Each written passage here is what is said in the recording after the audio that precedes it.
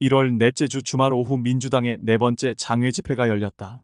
민주당은 11월 이재명의 재판 선고 2개를 앞두고 국회에서는 김건희 여사 특검을 추진하고 장외에서는 대규모 도심 집회를 계획해서 이재명의 사법 리스크에 대응하기 위해 총력을 다했다.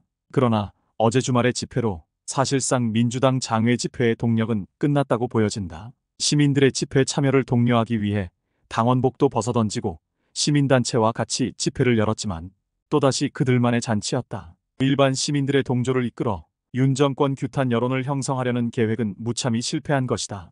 민주당은 시민들의 참여를 이끌어내기 위해 1차 집회부터 4차 집회까지 다양하게 방법을 바꿔가며 집회를 열었지만 갈수록 열기는 식고 주목도 받지 못했다. 주말마다 집회가 이어지며 민주당 내에서도 각 지역 위원장들의 볼멘 소리도 나오고 있다고 했다.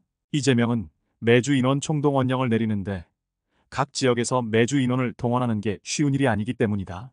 게다가 이런 대규모의 집회를 하게 되면 비용의 지출도 만만치 않기 때문에 민주당은 다음 주부터는 민주당이 주최하는 대규모 집회는 아직 계획하고 있지 않다고 했다. 민주당이 처음 집회를 계획할 때는 롱패딩을 준비하고 겨울 내내 집회를 이어가 윤 정권을 끝내겠다는 기세였는데 아직 겨울은 본격적으로 시작도 안 됐는데 롱패딩 한번 입지 않고 집회는 막을 내릴 상황이다. 처음부터 무모한 민주당의 도전이었던 것이다. 대통령의 지지율이 낮다고 해서 민주당의 지지율이 올라간 것도 아니기 때문이었다. 사실 민주당 집회 실패의 근본적 원인은 이재명 때문이다. 아니 이재명이 아니었으면 11월에 굳이 김건희 여사 특검과 검사 탄핵 등 국회를 극한의 대치 상황으로 끌고 갈 이유가 없다. 원내 제1야당이 그것도 171석의 무지막지한 국회 입법 권력을 가지고 있는 민주당이 장외로 나가 시위를 한다는 게 너무나 비상식적인 행태였던 것이다. 장외 집회라는 것은 힘없는 소수 야당이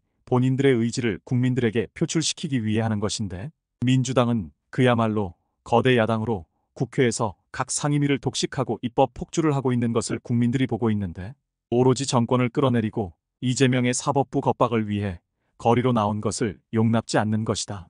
민주당이 국민들에게 인정받으려면 국회 내에서 민생을 위해 일하는 모습을 보여야 하는 것이다. 거대 야당이 오로지 현 정권을 끌어내리기 위한 모습만 보이고 있으니 국민들은 대통령도 밉지만 민주당도 미운 대상인 것이다. 쌓여있는 민생 법안은 처리하지 않고 매번 김건희 여사 특검에만 올인하는 모습에 누가 동조를 하겠는가? 김건희 여사 수사는 문재인 정부에서 시작했는데 본인들도 기소를 못 시키지 않았던가? 도이치모터스 주가 조작 사건은 항고해서 다시 수사를 할 것이고 명태균과 관련된 사건은 검찰에서 수사 중이다. 기다리면 될 일이다. 민주당은 이재명의 연이은 기소가 형평성에 어긋난다고 하지만 이재명이 범죄 혐의가 없다면 재판에서 잘잘못을 가리면 될 일이다. 길거리에 나와서 이재명 무죄를 외친다고 무죄가 되는 것도 아니고 김건희 여사 특검을 외친다고 김건희 여사 특검이 되는 것도 아니다. 지금 국회에서 내년 예산 편성하는 것도 한치의 양보 없이 민주당 마음대로 하고 있는데 국회에서 어떻게 국민의힘에게 김건희 여사 특검 찬성표를 이끌어낼 수 있겠는가?